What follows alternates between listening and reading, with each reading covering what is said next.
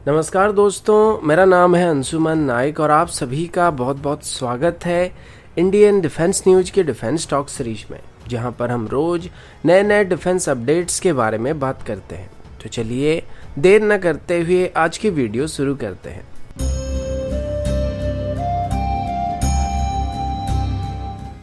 आज की पहली अपडेट इंडियन एयरफोर्स की तरफ से है। आप सभी को अब तक ये बात पता चल चुका होगा कि इंडियन एयरफोर्स के नए चीफ के तौर पर अभी वीआर चौधरी जी को अपॉइंट किया जा चुका है। और इंडियन एयरफोर्स के नए चीफ के तौर पर अपॉइंट होने के बाद उनकी सबसे पहली प्रेस कॉन्फ्रेंस के दौरान उन्होंने बताया है कि अभी इंडियन एयरफोर्स का जो मेन प्रायोरिटी होने वाला है वो अपनी रिक्वायर्ड स्क्वाड्रन स्ट्रेंथ को हासिल करना है। लेकिन अभी हमको 42 स्क्वाड्रन को हासिल करने के लिए कम से कम 10 से 15 साल लग सकते हैं। और इस बात को सुनने के बाद काफी सारे लोग जो वो कंप्लेन कर रहे हैं कि रिक्वायर्ड स्ट्रेंथ को हासिल करने के लिए हमको इतना समय क्यों लगने वाला है, क्योंकि अभी हम लोग काफी सारे नए फाइटर जेट को इंडक्ट कर रहे हैं। तो बात कुछ ऐसी है कि भले ही अभी इंडियन एयरफोर्स में नए फाइटर जेट को शामिल किया जा रहा है, लेकिन सेम टाइम पर हमारे जो पुराने फाइटर जेट है वो धीरे धीरे रिटायर हो रहे हैं।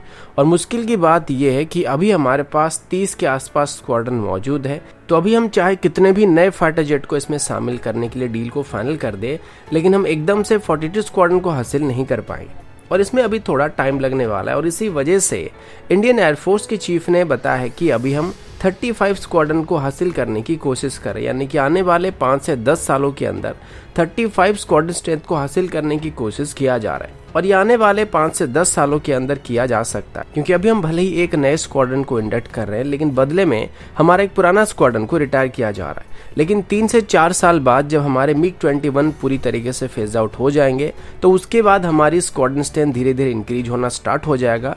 और हमारी जो MiG-29 है या मिराज जैसे फाइटर है, इनको रिटायर होने में थोड़ा टाइम लगने वाला है। तो उसके बाद जो भी फाइटर जेट इंडक्ट किए जाएंगे वो हमारी स्ट्रेंथ को धीरे धीरे इंक्रीज करने लगेंगे।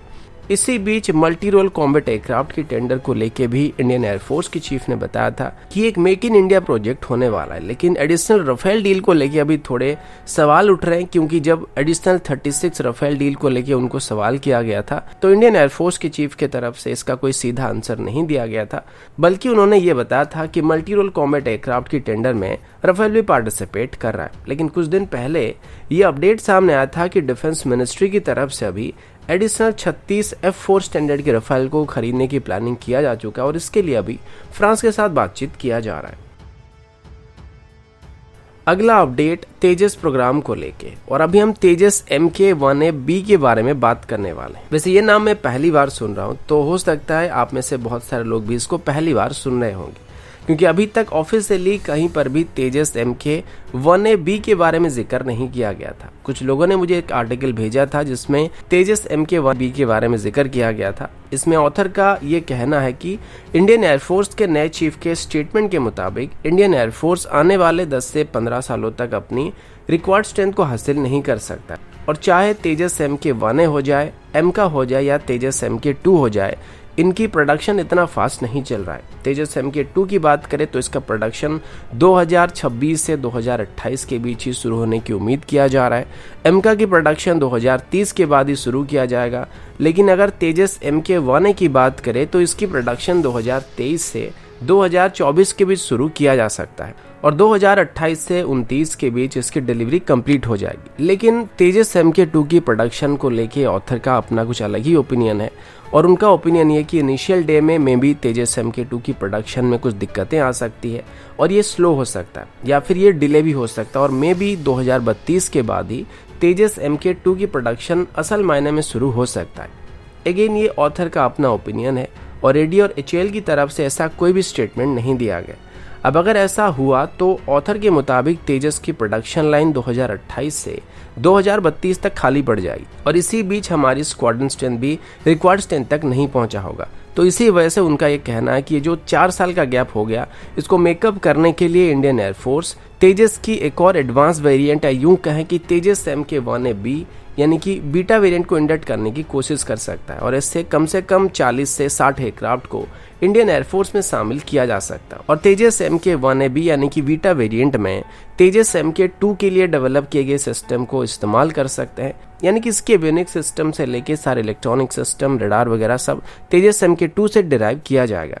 और ऑथर के मुताबिक अगर ऐसा किया गया तो हम क्विकली 3 से 4 स्क्वाड्रन को ऐड कर पाएंगे। लेकिन अभी तक HAL की तरफ से बीटा वेरिएंट को लेकर कोई अपडेट नहीं दिया गया है। तो जो भी लोग इसको लेके सवाल कर रहे थे तो इतना याद रखो कि अभी तक ऐसा कोई डिसीजन नहीं लिया गया है, लेकिन मे भी ऐसे स्टेप आगे चल के लिया जा सकता है, पर इसका कोई गारंटी नहीं है। अगला अपडेट भारत और जापान को लेके। इंडियन नेवी की तरफ से दी गई एक रिपोर्ट के मुताबिक भारत और जापान के बीच अभी एक बायलैटरल नेवल एक्सरसाइज को करने का प्लान किया गया है। इसे आज से शुरू किया गया है और इसे 8 अक्टूबर तक कंडक्ट किया जाएगा। इस बार इसको अरेबियन सी में किया जा रहा है और ये भारत और जापान के बीच होने वाली जिमेक्स बायलैटरल एक्सरसाइज का 5th एडिशन होने वाला है। इसको सबसे पहले 2012 में शुरू किया गया था और आखिरी बार इसको 2020 में कंडक्ट किया गया था। इसमें इस बार इंडियन नेवी की तरफ से हमारी एक guided missile destroyer INS Kochi, guided missile frigate INS Tegh participate करने वाले हैं और दूसरी तरफ जापान की तरफ से इसमें उनकी इजुमा क्लास के हेलीकॉप्टर कैरियर के साथ मुरासमी क्लास के डिस्ट्रॉयर पार्टिसिपेट करने वाला है। इसके अलावा भारत की तरफ से इसमें अपनी P-8I एयरक्राफ्ट, डोना एयरक्राफ्ट, हेलीकॉप्टर्स, MiG-29 के फाइटर जेट्स को भी डिप्लॉय किया जाने वाला है। इस एक्सरसाइज के दौरान दोनों देशों की नेवीज के बीच क्रॉस डेक विजिट से लेकर एडवांस और कॉम्प्लेक्स नेवल एक्सरसाइज को किया जाएगा, जिसमें वेपन फायरिंग ड्रिल जैसे कि air to surface warfare, surface to air warfare या फिर एंटी सबमरीन वॉरफेयर जैसे भी ड्रिल को कंडक्ट किया जाएगा। अगला अपडेट भारत और इजराइल को लेके। आप सब जानते हैं कि भारत और इजराइल के बीच काफ़ी अच्छे रिलेशन है और भारत के हर मुश्किल वक्त में इजराइल की तरफ से भारत का समर्थन किया गया है और ज़रूरत पड़ने पर भारत को हथियार भी सप्लाई किया जाता है। और भारत आज भी काफ़ी हद तक इजरायली वेपन का इस्तेमाल कर रहा है, चाहे वो लेटेस्ट MR-SAM हो जिसको हाल ही में इंडक्ट किया गया है, बैरक 1 सिस्टम हो जाए या फिर हमारी एयरक्राफ्ट में इस्तेमाल होने वाले इलेक्ट्रॉनिक्स और एवियनिक्स सिस्टम हो जाए। इसी बीच इंडियन एयरफोर्स की तरफ से बताया गया कि इसी महीने भारत और इजराइल के बीच एक जॉइंट एक्सरसाइज को करने का प्लान किया गया है और इसमें इस बार इजिप्ट भी पार्टिसिपेट करने वाला है। इस एक्सरसाइज का नाम एक्सरसाइज ब्लू फ्लैग होने वाला है। अब अगर इजराइल की बात करें तो ये पहली बार नहीं है जहां पर भारत और इजराइल एक साथ कोई जॉइंट एक्सरसाइज को करने वाला है। इससे पहले भी 2017 में ऐसे एक्सरसाइज को कंडक्ट किया जा चुका है, जिसमें पिछली बार भारत की तरफ से अपनी C-130 एयरक्राफ्ट के साथ साथ अपनी गरुड़ कमांडो को डिप्लॉय किया गया था और इजिप्ट की तरफ से इसमें अपने फाइटर जेट्स को डिप्लॉय किया गया था। इस बार इसमें भारत की तरफ से कौन सी यूनिट पार्टिसिपेट करने वाली है फिलहाल के लिए क्लियर नहीं हुआ है, लेकिन उम्मीद किया जा रहा है कि इस बार भारत की तरफ से इसमें अपने फाइटर जेट को डिप्लॉय किया जा सकता है। तो दोस्तों अभी के लिए इतना ही, मिलता हूं आपसे अगले वीडियो में, तब तक के लिए जय हिंद, वंदे मातरम।